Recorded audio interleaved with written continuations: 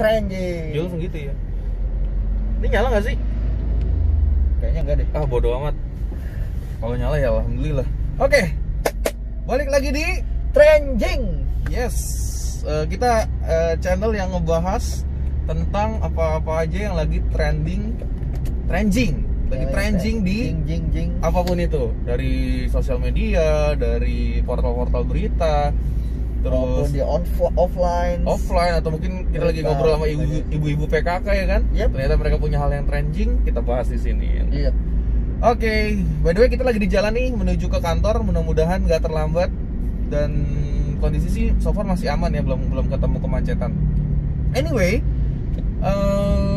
enaknya kita ngapain nih? Ngebahas apa nih? Lu ada yang lagi trending yang mau kita bahas nggak hari ini? Kemarin sih gue sempat nonton YouTube juga, gue lihat beberapa konten di YouTube yang lebih ke Bre, gimana nih Bre? Lu jangan bikin gue kaget dong, gue lagi ngobrol nih. Oh iya bener. Ya kan? Gimana? Jadi gue kemarin nemuin suatu topik yang mungkin yang lagi hits banget juga di YouTube saat ini. Jadi kayak lagi trending itu tentang keresahannya youtuber lama adanya artis-artis yang masuk ke YouTube. Nah, menurut itu gimana, Mbak? Oke, jadi youtuber lama itu resah dengan banyaknya fenomena artis YouTube. Iya, di YouTube. Oke. Artis TV sih, artis TV yang masuk ke YouTube. Oke. Pertama-tama, gue mau kasih tahu kalian semua ya. Kita berdua di sini untuk sharing, untuk ngasih tahu apa yang lagi trending segala macam. Kalau misalnya pun nanti kita bisa mendapatkan benefit dari YouTube itu sendiri, entah itu subscriber, entah itu uang, entah itu endorsan atau apapun itu it's a bonus. Tapi gue mau coba ngasih tahu ke teman-teman kalau platform YouTube itu adalah platform sosial media buat kita sharing apapun yang kalian mau sharing. Benar. Jadi terserah gitu. Dan menurut gua YouTube itu nggak ngasih batasan. Lu artis TV ya, nggak boleh lu main YouTube. Lu artis baru ya, atau lu orang biasa main YouTube, kan nggak gitu. Yep. YouTube tidak membatasi gitu. Jadi kalau menurut gua ya sah-sah aja. Kenapa gitu? Semua orang bisa melakukan sosial media, dan gua nggak tahu ya, dibalik mungkin kerecehan atau mungkin konten-konten yang menurut banyak orang tidak berfaedah gitu kan. Menurut gue itu masalah choice.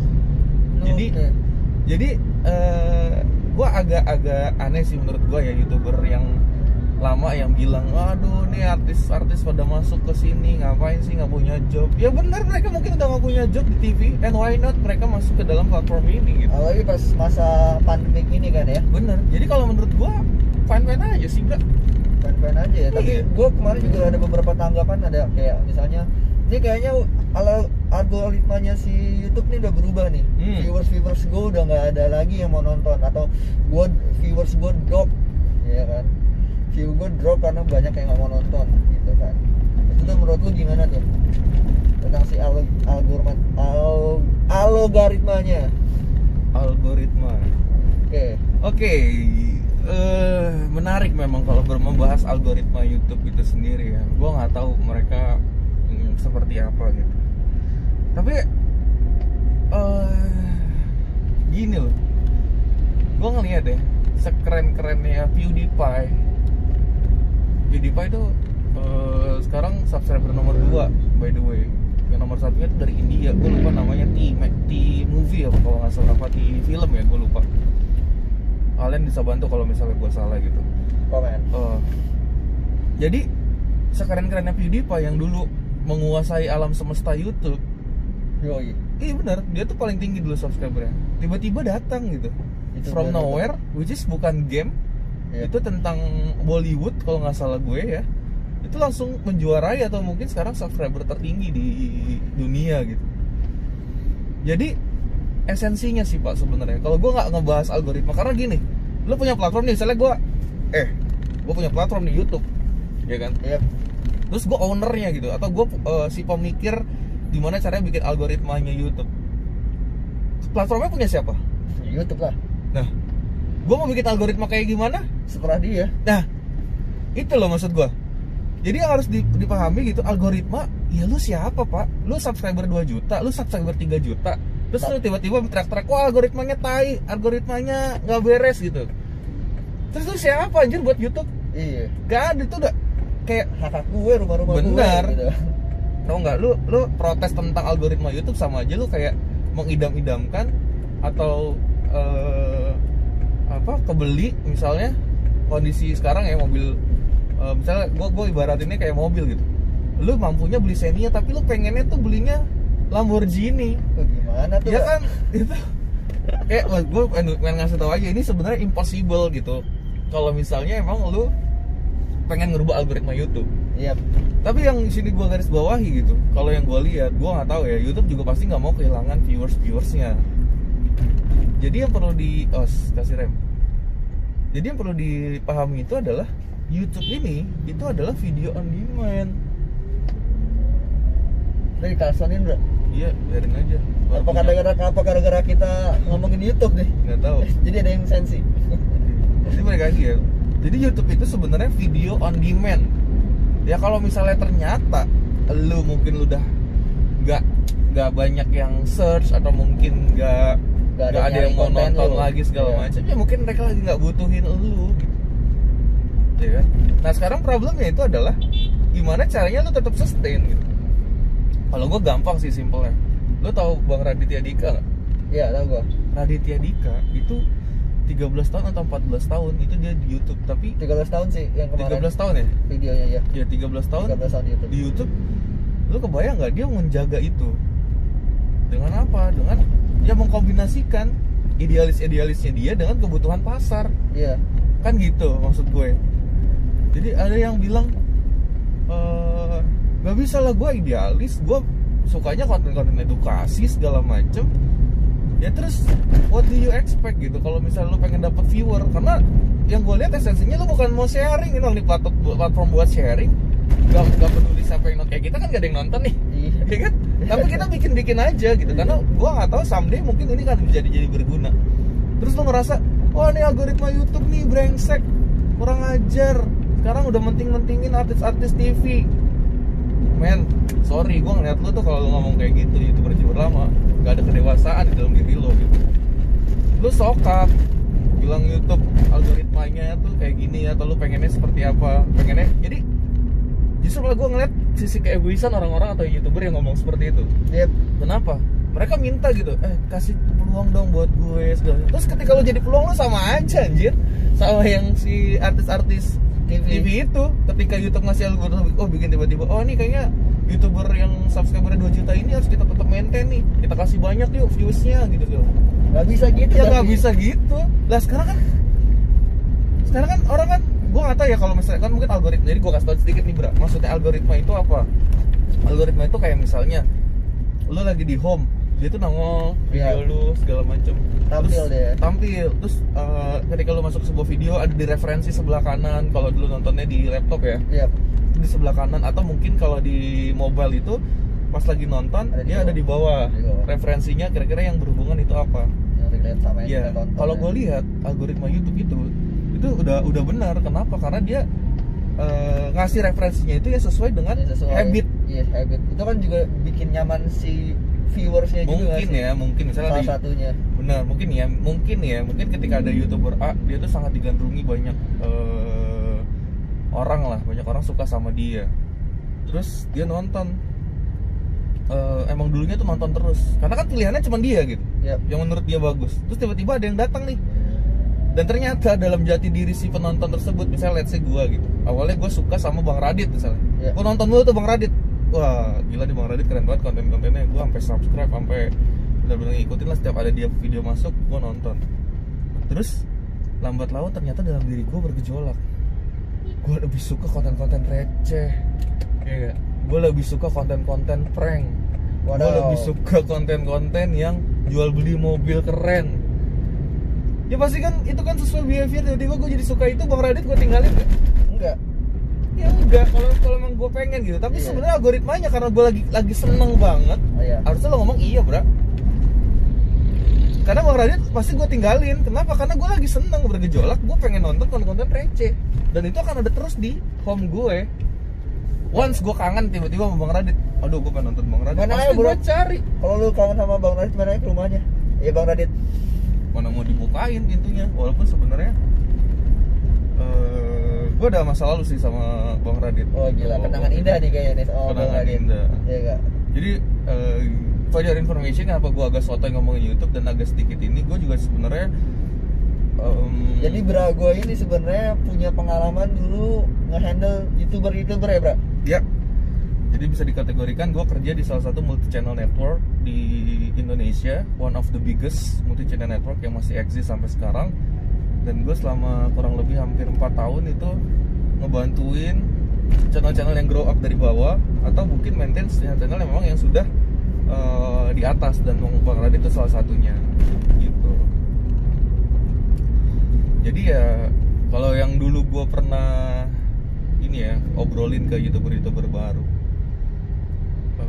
ketika nanti lo udah di atas gitu, jangan lelah untuk bikin konten. Atau mungkin ketika perjalanan lo menuju ke atas, jangan lelah untuk bikin konten. Jadi esensinya itu adalah jangan lelah untuk bikin konten.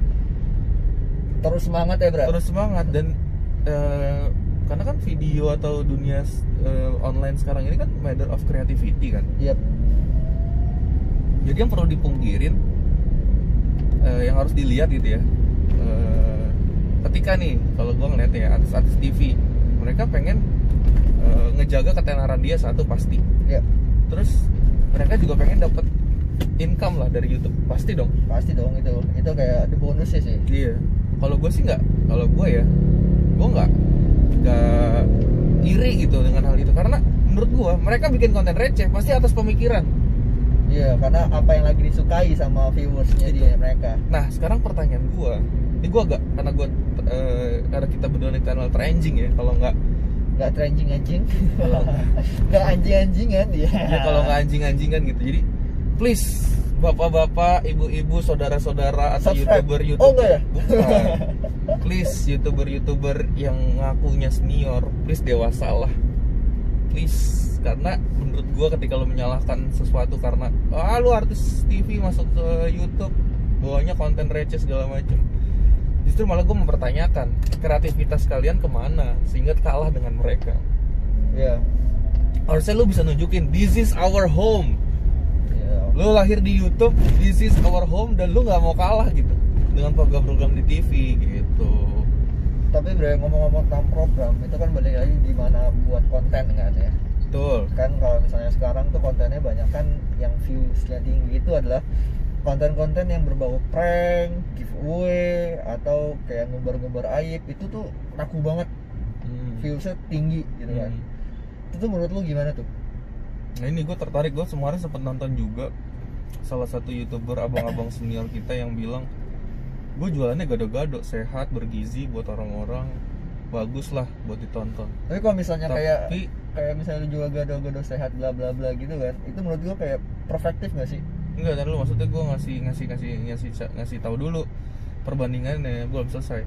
Jadi ada yang youtuber bilang gue jualannya gado-gado, tapi konten yang laku sekarang itu gorengan gitu. Jadi orang pengennya itu gorengan, emang Indonesia maunya gorengan bukan gado-gado gitu kan. Iya. Nah, kalau gue ngelihatnya masing-masing punya marketnya. Kembali ke esensi YouTube itu adalah video on demand, ya kan? Mana si viewersnya mau nonton apa ya? Bener. Gue setuju dengan misalnya pergerakan, lu YouTuber, please dong, lu maksudnya walaupun lu dari TV atau apa, bikin yuk bareng-bareng kita konten-konten yang berfaedah, konten-konten yang edukasi, yang edukatif, yang bisa membuat penonton-penonton lu tuh jadi cerdas gitu kan. Ya simple aja sih gue bilang. Bang Deddy Corbuzier, dia dari TV, ya kan? Iya. Tapi muatan kontennya bagus nggak? Bagus banget. Iya nggak? Muatannya. Terus dia sustain nggak? Bertahan sih sampai sekarang. Nah itu kenapa? Jadi jangan pernah berpikiran, wah gue nggak bisa nih kondisi kayak gini segala macam, harus gimana ya? Jangan berpikir seperti itu. Terus lu cari gado-gadonya. Orang-orang kalau makan gado plek-plekan gini nih udah nggak mau nih. Iya. Kita combine yuk. Combine. Misalnya gue nggak tahu ya, bikin cireng rasa gado-gado. Bisa jadi Gorengan kan? iya. Tapi isinya Gado-gado. itu maksud gue. Jadi jangan ya, idealis penting sih. Cuman lo harus bisa adapt, harus bisa beradaptasi dengan idealis kondisi iya dengan Iya. kondisi yang ada gitu. Jangan terlalu inilah, maksudnya idealis banget terus lu setelah udah idealis penonton lu cabut segala macem nyalahinnya ini konten receh doang sekarang yang ada atau apa. Menurut gue itu nggak dewasa. Ada apa nih, Bra? macet nih kayak belum disapu. Gue juga nggak tahu nih ada apaan. Kayaknya semobil itu dua gitu. Bentrok gitu. Oh iya, jalannya soalnya kan rada sempit nih. Maklum lah, kita tinggal di pedesaan menuju kota. Ya gas jauh banget. Nah gimana kita lanjutin lagi tuh tentang konten-konten si gado-gado sama gorengan itu tadi. Kenapa? By the way, enak kita cari gorengan nasi uduk. Gorengan nasi uduk gimana tuh? Ya gimana ya, gue juga bingung juga berapa maksud apa, Bro. Gorengan nasi uduk. Iya, Kalau nasi uduk pasti ada gorengannya. Iya, nyari nasi uduk sama gorengan. Berhubung masih pagi. Iya.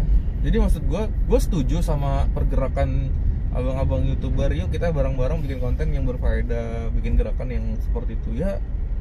It's okay gitu, tapi kembali ke esensinya, YouTube itu sosial media kok. Kalau lu nggak suka ya unsubscribe, kalau lu nggak suka ya nggak usah nonton. Iya, jangan buang-buang kuota ya. Jadi itu kayak sekarang mungkin lagi nonton channel gitu ya lu Jangan buang-buang buang-buang kuota. kuota ya. Ini kan tumben ya macet ya. Nggak tahu. Nah, Telat nih kita mah. Kalau gue gitu sih tentang itu. Gimana? Terus gue juga kayak sekarang emang sih viewers tuh banyak kan emang kontennya itu aja gitu di YouTube. Iya. Dan kalau konten-konten yang muatannya lebih tinggi itu emang viewsnya lebih sedikit. Ya, Enggak.